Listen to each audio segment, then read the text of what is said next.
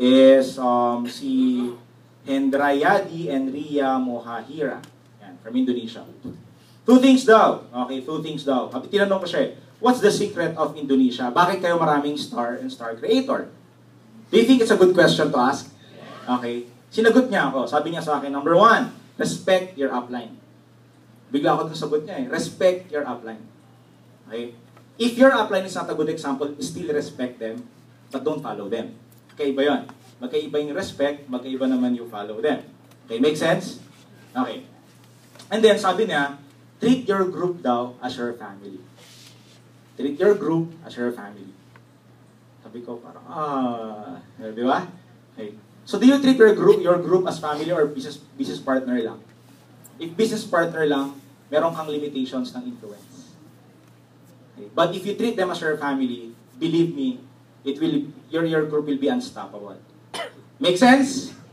Okay. Can you tap the person beside you? Or if you're beside your upline, can you hug them and tell, thank you for inviting me. Thank you for taking care of me. Ayan. Okay.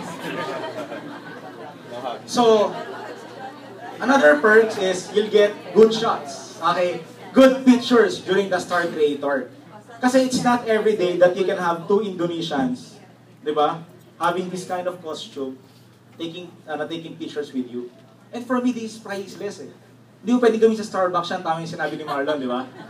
Yeah. And you'll get wacky moments with your partners. And for me, this again, priceless. Yes or no? Okay. I love our business because the company treats us as royalties. So pagpasok mo, nakita ko yung reception ng stars, my gosh, sabi ko, ito yung makukuha mo if you perform. Pero pag perform mo, 6-figure income earner ka na or 7-figure income earner ka na. Ano na yun? Given na yun. Pero this one, hindi yan ibibigay sa'yo on a normal day. Yes or no? Tapos, ikaw yung bida. Nakaka-relate ako kay Direk sa akin, nakaka-relate parang artista, no? Kaya kay Alex, di ba? Sila kasi, silang gumagawa ng production. Dito, ikaw yung production. Ikaw yung bida. Sila dati, sila yung nagpapasikat. Dito, ikaw yung sikat. Ikaw yung i-awardan. Ikaw yung artista. Okay ba yun? Hindi ko balak mag-artista. Sinabi ko lang na gano'n. Ayan. So, okay. Another thing is is Ruby here and Fedora here. Dito ba sila? Wala. Okay. Kasi in-honor din sila doon.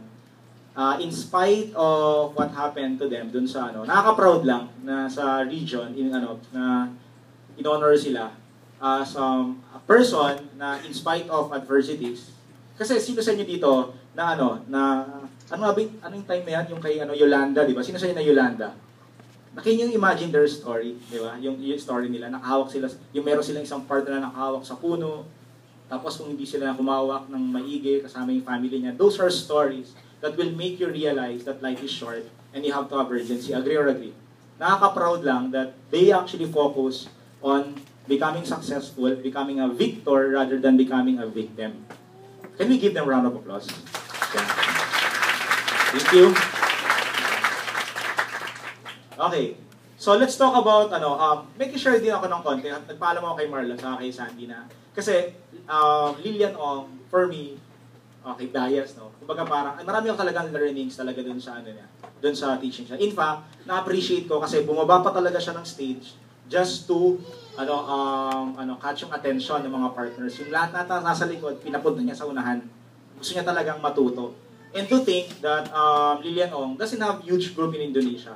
Pero she's coming from a position of contribution. So, she's actually a 6-year Team Elite Executive, 3 years Team Elite Platinum, $5 million circle member, and 2-star creator last Japan trip. Lilian Ong retired when she was awarded as $1 million circle member. Bumalik lang siya after retirement when she became $5 million circle member kasi nag-guilty siya. Sabi niya, naging $5 million circle member siya, pero wala siyang na-contribute ng ganun kalaki dun sa mga partners niya. Kung ikaw $5 million circle member ka, will you still go back? Okay. Pero siya, yun ang ginawa niya. Bumalik siya nung $5 million circle member na siya. So, Lilian Ong, pagdating niya talaga, she's like actually a star, no? Para siyang talagang Makikita mo talaga yung aura niya pagpasok niya. Lilian Ong. Okay? So, let me share with you yung mga natutunan ko about Lilian Ong. So, kinuha ko na lang yung mga slides niya. Sabi niya, leadership is like parenting, challenging but rewarding. Who are parents here? Raise your hand. Okay. So, sa mga parents. Yan. So, it's true. Okay? The parenting is actually tough. Lalo na yung pagising sa madaling araw, yung anak mo, pag gustong dumede, yan si Carlo, kaya dalawa na yung anak niya. Okay? Kay Zen, 4 yung anak niya, di ba? So, these are things na, yes, challenging but very rewarding. So, she also said that leadership is actually developed daily. Okay. By the way, let me go back dito lang muna. Okay. Meron kami tinuturo kay Zach ngayon about yung pag-save and pag-invest. Kasi hindi rin naturo sa amin to ng magulang namin. Gusto ko, di ba, ang bata kasi, gusto mo talagang bigyan ng kung anong gusto niya, lalo na kapag kunwari first baby, di ba, na-spoil siya. So maganda yung story ni Lilian Ong about a pastor daw when she visited a jail. Tapos pag visit niya sa jail, tinanong niya yung pastor, ano raw yung main reason kung bakit daw maraming yung mga nakulong daw, ano raw yung background nila, ba't daw sila nakulong. And then she was surprised dun sa lumabas na answer. Would you like to know? Yes. Karamihan daw na nakulong doon, spoiled sila nung punta sila. Yun. So, mahirap para sa magulang na hindi ma-spoil yung anak. Di ba? Tama ba yan? Sa mga magulang, so sa mga spoiled dito. Okay. So, si Zach, gusto niya laging bumili ng train. Kasi favorite niya. Oh, Zach, what's your favorite toy? Sabi niya, train, cars, airplanes. Di pa naman niya sinabing dal. So, yun ang talaga. Yes, sabi ko, cars, planes. Okay, yan. So, merong, sa bahay namin, meron kaming alkansya. Merong alkansya si KL, meron akong alkansya, meron siyang alkansya. And then, yung mga trains niya may battery. Magpapabili siya ng battery. Before, binibilan namin talaga siya ng battery pag gusto niya. Kaya yung mga train sa bahay, nakita mo umaandar siya, doon, pinagbubong-bubunggo niya yun. Okay, pero umaandar mag-isa because of battery. So we realized we don't want to give him battery anymore. So may alkansya siya, we give him money. Zach, you have to save your money and you have to invest your money so in time, you can buy your own battery. The other day, meron kaming teacher.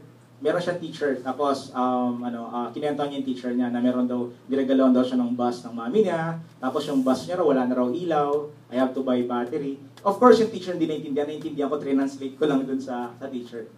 Tapos sabi ng teacher, maybe mommy will buy. Sabi ko, no teacher, Zach will buy his own battery because he knows how to save and invest, right? Sabi ni Zach, yes. It's really hard, di ba? Naturuan siya. Of course, by principle, baka hindi pa niya alam. But for me, it's rewarding na alam na niya, okay, yung value ng saving and investing. Make sense? Yes. Ayan. So, ayun, gusto niya rin punta ng Disneyland. Sabi niya, we'll go to Disneyland Paris. Sabi niya gano'n. Of course, that's a promise coming from me and coming from KL. So, it will actually come true. So, naiintindihan niya rin why we have to work hard. Okay? So, again, it's all about parenting. So, yung mga partners ko are like our kids. Okay? Be patient to them. Di ba may kasabihan nga tayo, ang magulang hindi kayang tiisin ng anak, pero ang anak kayang tiisin ang magulang. So, kung medyo matigas yung ulo, okay yan, sa simula. Pero kung ilang years na at matigas pa rin yung ulo, palitan mo na. Yeah? Ilang years na eh. Tigas pa rin yung ulo. Pero simula, okay lang. Okay? Kasi nandun pa yung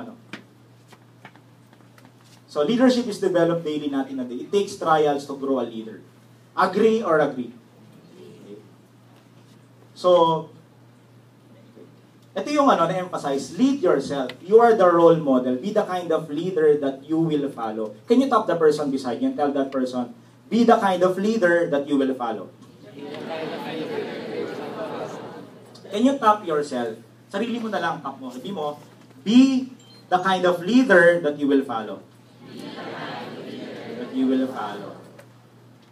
And nung time na yan, katabi ko si Kiel habang nakikinig kami kay Lilian. Binulungan ko siya, mami parang ikaw si Lilian, sabi ko sa kanya. You're actually the type of leader that people will follow. And I agree. Okay. Right now, she's qualifying team elite and 4-star creator. And she qualified for the Me Plus 4 last youth span. Yeah. May bonus siya na $1,000. Libre mo ako, ma'am. And I'm so proud. I'm so proud. Nakaka-proud lang. That she's actually the kind of leader. Okay? She always lead by example. She always leads by example. Pagod na ako during the youth span preparation. Siya walang kapaguran. Believe me. Siya maaga, gising na. Madaling araw, gising pa din. Sa totoo lang. Sobra. But when kaya nung nakita ko yung result ng youth span, hindi na ako nabigla. I was actually excited but not surprised.